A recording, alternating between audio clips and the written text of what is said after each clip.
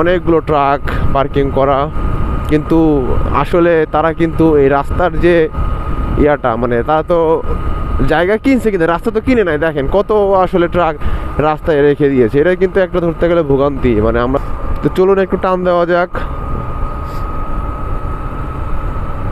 আমি সচরাচর কিন্তু বেশি গতিতে বাইক চালাই না, সর্বোচ্চ 60-65 এরকম।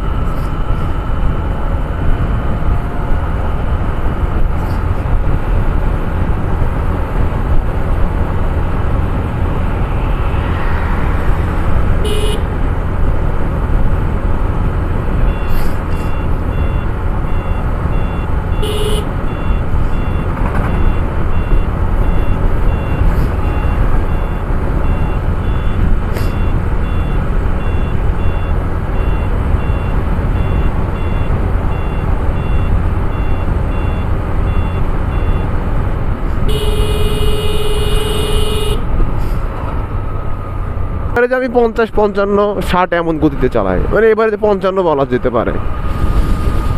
অনেকগুলো ট্রাক পার্কিং করা, কিন্তু আসলে তারা কিন্তু এই রাস্তার যে ইয়াটা মানে তারা তো জায়গা কিনছে কিন্তু রাস্তা তো কিনে নাই। দেখেন কত আসলে ট্রাক রাস্তায় রেখে দিয়েছে, এটা কিন্তু একটা ধরতে গেলে ভোগান্তি। মানে আমরা যারা বাইকার বা অন্য অন্য গাড়ির জন্য আসলে রাস্তা কিন্তু কমে গিয়েছে। তাদের জায়গা আছে, তবে তারা তো রাস্তা কিনে নাই, কারণ রাস্তার তো তারা ভাড়াও দেয় না, রাস্তার উপরে গাড়ি রেখে দিছে, মানে রাখছে আর কি ট্রাক অনেকগুলো। এটা প্রতিটা বিভিন্ন কোম্পানিতে এমন হয়ে থাকে।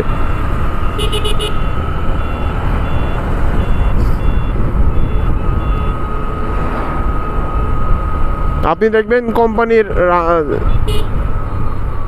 যে কোনো বড় বড় কোম্পানি হোক না কেন, ওই কোম্পানির আপনারা দেখবেন মেন রোডের সাথে যদি হয়ে থাকে, রাস্তার দুই পাশে দেখবেন তাদের ট্রাক দিয়ে ভরা থাকে। বিভিন্ন কোম্পানিতেই এমন হয়ে থাকে।